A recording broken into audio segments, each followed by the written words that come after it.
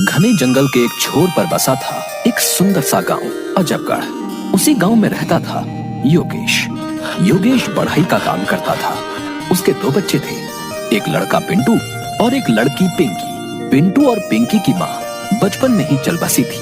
वो दोनों अपनी माँ को बहुत याद करते थे और अक्सर माँ की याद में उदास हो जाया करते थे। पिंकी अगर माँ होती तो हमें कितना प्यार करती। हाँ भैया, मुझे भी माँ की बहुत याद आती है। उनकी ये बातें उनके पिता सुन रहे थे। बच्चों की उदासी दूर करने के लिए उनके पिता ने दूसरी शादी कर ली। पिंटू और पिंकी नई माँ को पाकर बहुत खुश हुए, लेकिन उनकी सौतेली माँ गायत्री उन्हें देखकर खुश नहीं हुई। वो एक दुष्ट औरत थी। वो किसी भी तरह उनसे छुटकारा पाना चाहती थी और इसलिए हर समय नए नए उपाय सोचा करती थी। वो रोज अपने पति से पिंटू और पिंकी की शिकायतें करती ताकि वो उनसे नाराज हो जाए। अरे पिंटू के पापा, आपको पता है आज पिंटू और पिंकी पूरा दिन खेलते रहे और इन्होंने मेरी बात नहीं मानी और मुझे उल्टा जवाब भी दिया। लेकिन ऐसा हुआ नहीं। योगेश पिंटू और पिंकी से बहुत प्यार करता था, इसलिए वो उन्हें प्यार से समझाता कि वे अपनी माँ को परेशान न करें और उसे किसी प्रकार की शिकायत का मौका न दें। पिंटू और पिंकी भी पिता की बात मान अपनी सौतेली माँ को खुश करने की कोशिश किया करते, लेकिन वो तो किसी भी तरह बस उन दोनों से छुटकारा पाना चाहती थी। एक बार उनके गांव में सूखा पड़ गया। लोग खाने को मोहताज हो गए। इस स्थिति में सौतेली माँ पिंटू और पिंकी से और ज्यादा चिढ़ने लगी। उन्हें खिलाना पिलाना उसे आफत लगने लगा।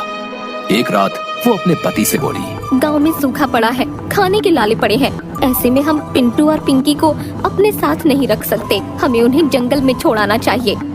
ये सुनकर पिंटू और पिंकी का पिता उदास हो गया और बोला, वो नन्हे बच्चे, मैं उनके साथ ऐसा कैसे कर सकता हूँ? कुछ तो उन पर दया करो। मैं कुछ नहीं जानती। इस समय हमें अपने बारे में सोचना चाहिए। हम खुद के खाने की व्यवस्था नहीं कर पा रहे हैं, उनकी कहाँ से करेंगे? मेरी बात मान लो, हम कल उन दोनों को जंगल में जाकर छोड़ देंगे। सौतेली माँ ने अपना फैसला सुना दिया, जिसे मन मारकर पिंटू और पिंकी के पिता ने मान लिया। इन दोनों की बातें पिंटू ने सुनी। वो तुरंत घर के आंगन में गया और वहाँ कोने में रखे डिब्बे से अपने कुछ कंचे अपने पास रख लिए। अगली सुबह सौतेली माँ उनसे बोली, पिंटू और पिंकी, हम लोग लकड़ियाँ काटने जंगल जा रहे हैं। तुम दोनों भी हमारे साथ चल रहे हो। चलो जल्दी तैयार हो जाओ। पिंटू और पिंकी जंगल जाने के लिए तैयार हो गए। पिंटू ने अपने कंचे अपनी पैंट की जेब में रख लिए। फिर सब जंगल के लिए निकल पड़े। जंगल में एक स्थान पर पहुंचकर सौतेली माँ बोली, पिंटू और पिंकी, तुम लोग यहीं रुको, हम लोग दूसरी जगह से लकड़ियाँ काट कर आते हैं। उनका पिता कुछ नहीं बोला, बस उदास आंखों से उन्हें देखता रहा। फिर उनकी सौतेली माँ के साथ वहाँ से चला गया। पिंटू और पिंकी वहीं उनका इंतजार करने लगे। शाम हो गई, अंधेरा छाने लगा, लेकिन उनके माता पिता नहीं लौटे। पिंकी डर के मारे रोने लगी। तब पिंटू उसे दिलासा देता हुआ बोला, पिंकी डरो मत, मैं तुम्हें घर ले जाऊंगा। उसके बाद वो अपने द्वारा रास्ते में डाले गए कंचों को देखता हुआ पिंकी के साथ घर चला आया।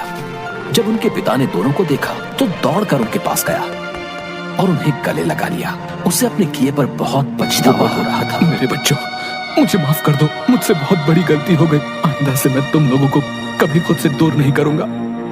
पिंटू और पिंकी को वापस घर आया देख सौतेली माँ नाराज हो गई। वो दूसरे मौके का इंतजार करने लगी। कुछ दिनों बाद जब उसका पति किसी काम से शहर गया तो वो पिंटू और पिंकी के पास जाकर बोली, चलो आज लकड़ियाँ काटने जंगल चलते हैं। पिंटू अपनी माँ की चाल समझ गया, लेकिन उस समय उसे कंचे उठाने का मौका नहीं मिल पाया। वो भागकर रसोई घर गया और वहाँ से चावल के दाने अपनी जेब में डाल लिए। इस बार सौतेली माँ उन्हें दूसरे रास्ते से जंगल ले गई। पिंटू इस बार चावल के कुछ दाने रास्ते में डालता गया। जंगल पहुँचने के बाद सौतेली माँ उन्हें एक पेड़ के नीचे बैठा कर बोली, तुम दोनों यहाँ बैठकर मेरा इंतजार करो, मैं दूसरी तरफ से लकड़ियाँ काट कर आती हूँ। पिंटू और पिंकी वहीं बैठकर सौतेली माँ का इंतजार करने लगे। शाम हो गई और फिर रात, लेकिन सौतेली माँ नहीं आई। पिंकी डर के मारे रोने लगी और कहने लगी, पिंटू अब क्या होगा? हम घर कैसे जाएंगे? जंगल में तो हमें जंगली जानवर मारकर खा जाएंगे। पिंकी, हमें सुबह तक जंगल में ही रुकना पड़ेगा। मैंने घर से यहाँ तक के रास्ते में चावल के दाने डाले हैं, लेकिन अंधेरे में हम उन्हें नहीं देख पाएंगे। सुबह होने पर हम उन्हें देखकर घर पहुँच जाएंगे। डरते डरते दोनों ने जंगल में ही पूरी रात बिताई। सुबह होने पर वे घर के लिए निकले, लेकिन पिंटू ने जो चावल के दाने रास्ते में डाले थे वे चिड़िया और गिलहरी खा गई थी।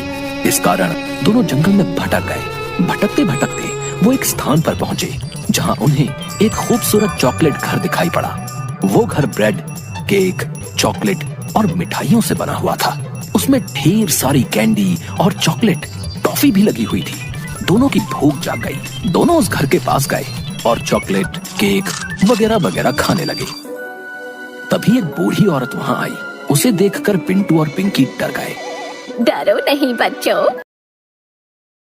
ये मेरा घर है और मैंने इसे तुम जैसे बच्चों के लिए ही बनाया है। आओ अंदर आओ, मैं तुम्हें अच्छा अच्छा खाना खिलाऊंगी। दोनों भूखे थे, इसलिए बूढ़ी औरत के साथ घर के अंदर चले गए। बूढ़ी औरत ने उन्हें ढेर सारा खाना खिलाया।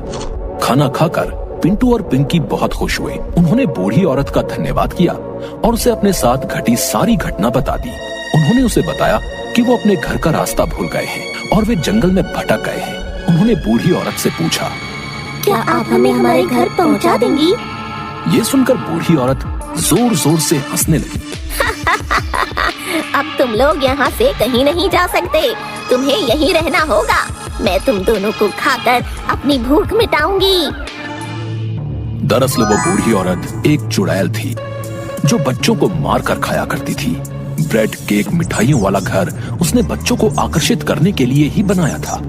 उसने पिंटू को एक पिंजरे में कैद कर लिया और बोली, लड़के तू इस पिंजरे में बंद रहे, जब मोटा ताजा हो जाएगा तब तुझे खाऊंगी। पिंकी को उसने घर के काम में लगा दिया।